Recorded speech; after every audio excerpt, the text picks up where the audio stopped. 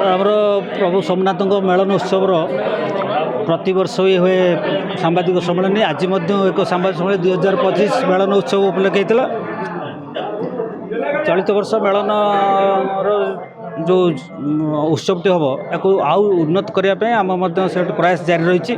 गोटे आउ अधिक आकर्षण कर विभिन्न कलरंग वाद्य विचित्र आलोकरण व्यवस्था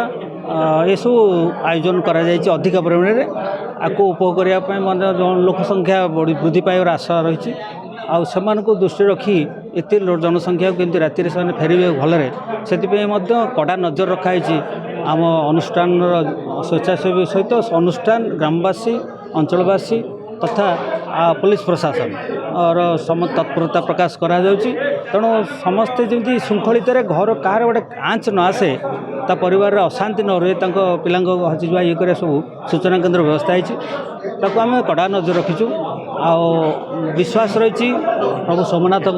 आमर बहुत विश्वास रही जनसाधारण जो आसवे अति श्रृंखलित भाव में मेलन परिक्रमा करने सहित से मेलनर जो आकर्षण कार्यक्रम जहाँ रही उपभोग करेंगे ये व्यवस्था आम करदेचु। तेणु केवल ये आपण जनाऊँ जनसाधारण जो मैंने प्रवेश करेंगे मेलन पड़े को से नीतिकांति नियम को जहाँ रही सूचना आम दबू विभिन्न सूचना केन्द्र माध्यम पालन कले से विशेष भाव में उपकृत हो पारे और जदि किसी नजर को आसे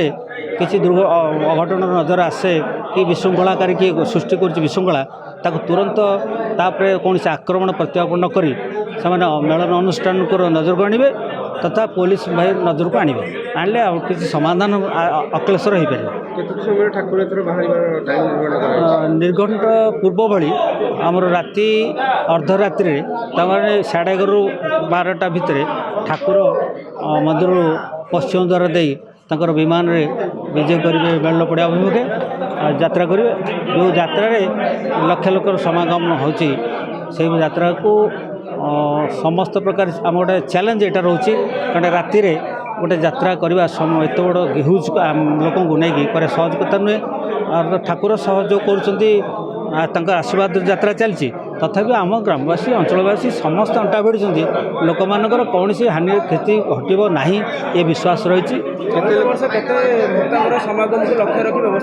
चलित वर्ष जमाण उत्सव प्राय 5 लाख रू 7 लाख लोक समागम हम जमाण उत्सव जो दिन आम ठाकुर विजय करेंगे मेलन पड़ा को तापर आपणकर मेलन ठाकुर मेलन जो 5 दिन हुए जोटा संध्यारे से ठाकुर मेलन बा हरिहर भेट उत्सव से हरिहर भेट उत्सव आहरी अधिक लोक समागम हो कहीं से आसुवे जाऊे कौन से लोक जो रही जाती से समय पर्यंत वो तो कंट्रोल करने बाहर हो तेणु आप जानी भाव से दिन सारा लोक समागम थे आम पुलिस प्रशासन को एवं राज्य प्रशासन को आमर जिला प्रशासन जनईचु जे ये रास्ता जो रही जटनी पिपिल रास्ता जटनी भुवनेश्वर रास्ता भाया हरेशपुर ये प्रमुख रास्ता 2टा रही ये रास्त जमती लोक मैंने यातायात करेंगे धूली उड़बनी क्या रास्ता निर्माण काम चलती आम प्रशासन जानीचु से समय पानी पका कार्य करेंगे रास्ता को क्लीयर रखिए भारी जान जो जावा आसा यातायात को कटकणा जारी करेंगे जो बड़ बड़ गाड़ी जाऊँगी जोटा विपदर कारण हो कटकणा जारी रखिए से समय आम निर्घट कर जन दीचु समस्त पुलिस स्टेशन को जन दीचु तेणु आम समस्ते मिसिकी यात्राटी करवा जनसाधारण उपकृत हे मोर एति कामना प्रभु निकट में आपण निकट में। देखु आउ मात्र 8 दिन पर